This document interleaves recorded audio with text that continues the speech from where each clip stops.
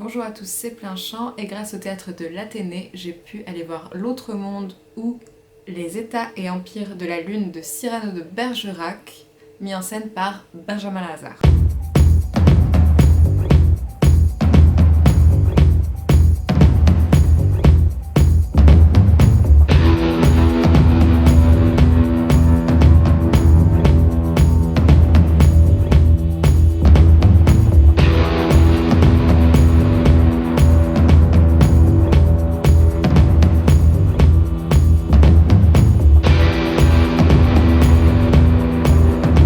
Cette pièce est un petit bijou. Elle tourne depuis 2008 et il n'y a pas que Benjamin Lazare sur scène parce qu'il met en scène et il est aussi acteur de cette adaptation des États et empires de la Lune de Bergerac. Il y a aussi l'ensemble de la rêveuse, donc 2 musiciens. Je tiens vraiment à les mentionner parce qu'ils sont très importants dans ce spectacle et leur travail est juste incroyable. C'est Florence Bolton et Benjamin Perrault. Ce spectacle se joue jusqu'au 12 octobre et je vous invite sincèrement à y aller. Avant de parler de la scénographie, j'ai juste envie de mentionner un détail qui était très important pour moi, c'est que cette pièce n'est pas jouée en français contemporain, mais c'est une restitution de la langue du XVIIe, et c'est juste incroyable. Lorsque l'on prépare des concours de lettres, on est obligé d'avoir de l'histoire de la langue, et donc on s'intéresse à l'ancien français. Donc là, de voir 1h40 en français restitué du XVIIe, c'est-à-dire en roulant les R, en prononçant toutes les lettres, c'est merveilleux. Je vais mettre un extrait si j'en trouve un maintenant. À ces boutades de fièvre chaudes succéda l'espérance de faire réussir un si beau voyage.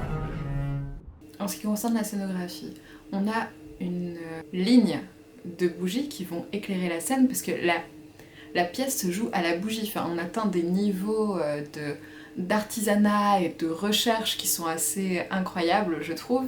Donc, on a toutes ces bougies sur la scène avec seulement une chaise, un secrétaire, les 2 musiciens avec un espèce de portant où les instruments sont présents. Il y a du dessus et basse de viol, du théorbe, de la guitare et du luth baroque. C'est incroyable, on est dans un autre univers, on est vraiment porté et dans l'univers décrit par Bergerac qui est ce voyage sur la Lune, et en même temps on est dans la restitution d'un théâtre du XVIIe. C'est dingue de faire autant de choses avec si peu d'éléments.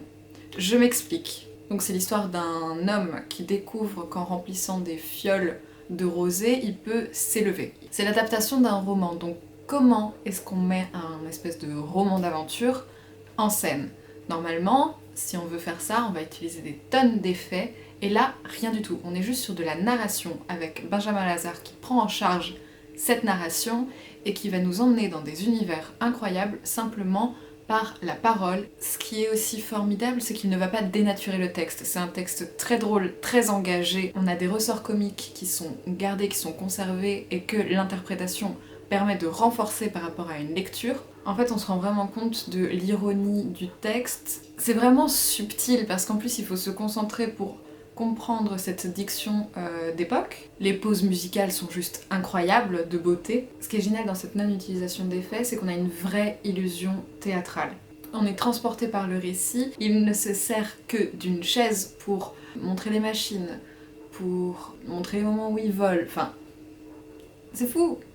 Je suis vraiment très contente d'avoir pu voir cette pièce. L'utilisation des objets est incroyable parce qu'il y en a peu, mais dès qu'ils sont utilisés, ça rend tellement vivant la pièce, le rapport au corps, à la gestuelle, pour les descriptions, pour faire les différents personnages. Parce qu'on est quand même sur la description d'un monde nouveau, d'un monde fantastique et merveilleux. Avec l'utilisation de la poupée, tout ça, ça me fait surtout penser à une forme d'artisanat, avec ce côté très sombre, du clair-obscur, avec les bougies qui éclairent. En fait, cette pièce parle de la folie d'un homme qui cherche à découvrir d'autres mondes. C'est un peu comme du Jules Verne en fait. Avec Benjamin Lazare, on est sur un univers totalement esthétisé et avec une esthétique à contre-courant, je trouve, de ce qui se fait aujourd'hui. Donc c'est très intéressant de voir ça en parallèle d'autres pièces qui soit n'utilisent pas d'effets et sont sur un plateau nu, soit qui décident justement d'être sur la surproduction d'effets,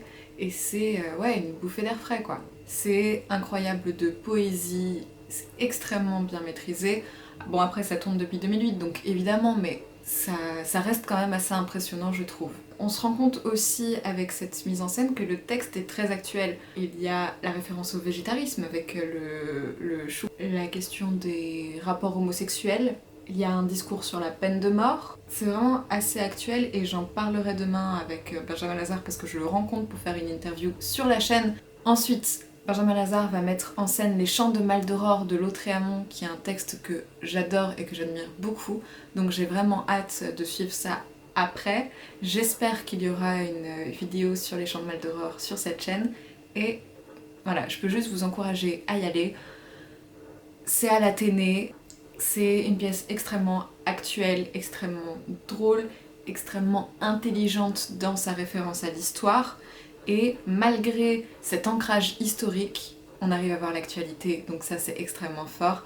Alors merci beaucoup à l'Athénée pour cette invitation, et je vous dis à bientôt pour une nouvelle vidéo sur le théâtre.